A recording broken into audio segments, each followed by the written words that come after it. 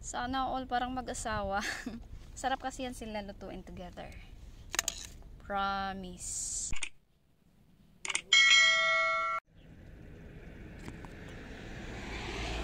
Fresh. Yan, sa mga gitna dyan meron yan. Lahat sila. Oh, yan lang. Ang hirap lang walang photographer. Tapos dito lang din. Habaan natin ng konti kasi yung stem niya pwedeng kainin. Mga ganito hanggang dito. Dito.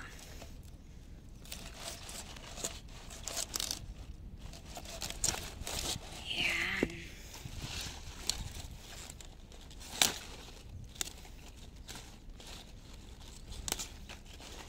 See? Broccoli. Taran, ah, diba? Dako kaayo nga atong broccoli dyan. Ayan. Para may ulam tayo. Tapos kukuha din tayo ng cauliflower, syempre kasi mas masarap pag partner yan sila. Lutuin together. Broccoli and cauliflower. Oh, broccoli and cauliflower. In Taiwan, this is called Cai Hui or Cai Hua. Bai Shi. Bai Shi white.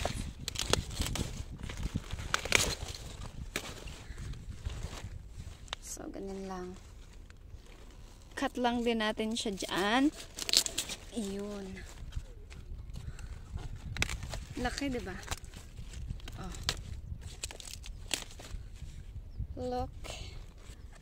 Kodako as in. Thank you, Lord, sa blessing. Ayan na po yung nakuha natin na cauliflower at broccoli. Kalahati lang yung lutuin natin kasi marami eh. Ayan, pwede na yan. Marami na yan. Lagyan pa natin ng ano yan. Mamaya. Lagyan pa natin ng cauliflower. Haluan para ano.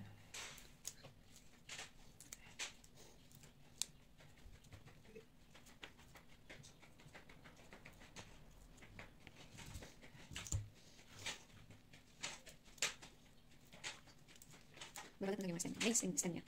Para nalapot. Pinagi?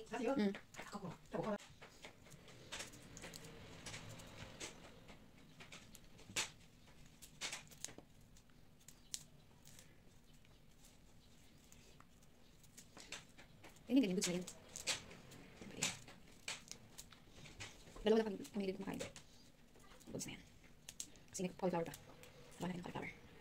Haluan.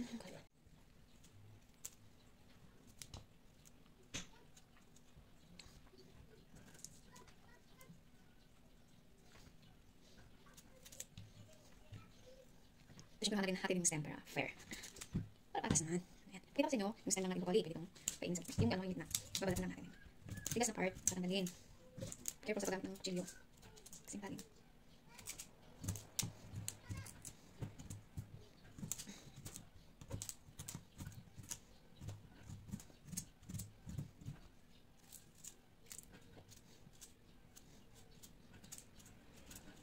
Basta yung tigas na ano, wala matanggal. Pwede na. Ito. Pwede na to. Tignan natin kasi natin. Yan. Kasi ganyan lang yung right size.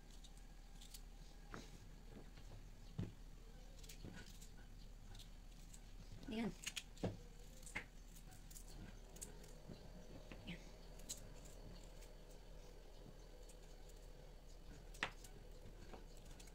Yan, pwede na. Tapos kuha din tayo ng cauliflower. Kuha din tayo ng cauliflower. Maybe mga 1/4 lang nito kasi sobrang laki din talaga, oy.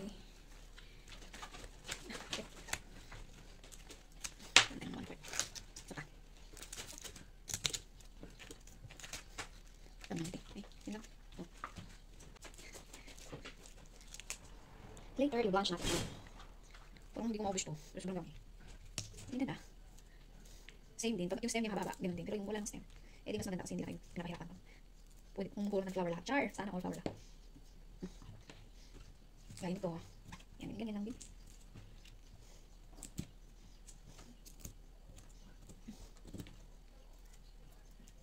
Marami na siya doon. I-return natin yung malaking part. Bukas or the next day naman.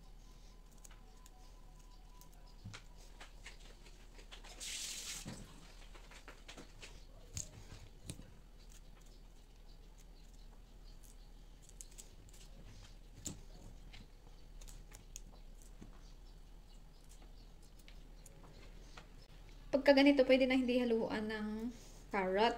Kasi pag purong broccoli, yun, lagyan mo ng carrot para naman may tingkad yung kulay, baga buhay na buhay. Ito, meron namang cauliflower, so no need na nating lagyan ng carrot. Okay?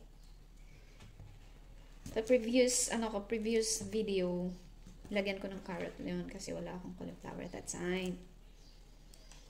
And this time, may cauliflower man tayo, so enough na yung broccoli and cauliflower together. Perfect combination na yun sila.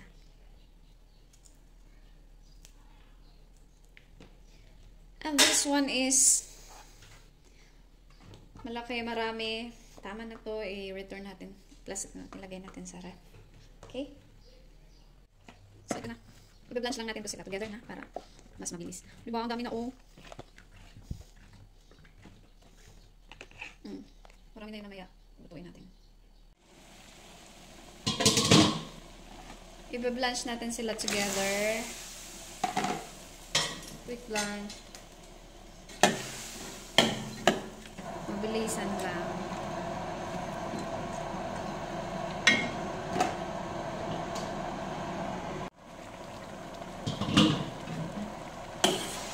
Panguin na natin kasi quick blanch lang naman.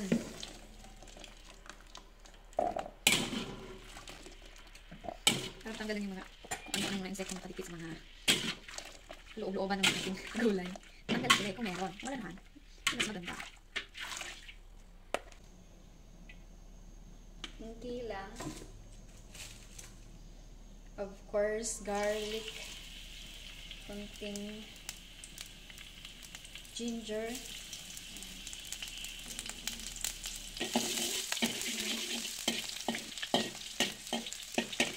Tapos ilagay na natin lahat.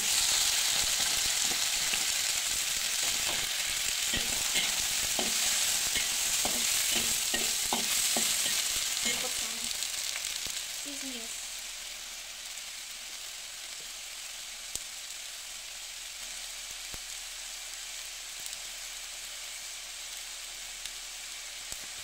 Sesame oil.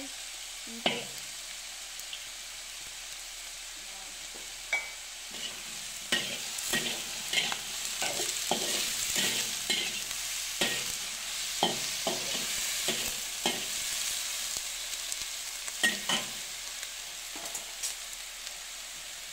Kunting tubig.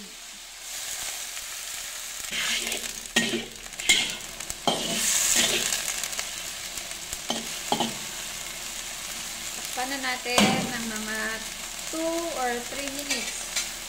Check. Pwede na. Kulang absorb mo ng sabaw. Diba? Quick and easy lang. Ang ating broccoli and cauliflower together.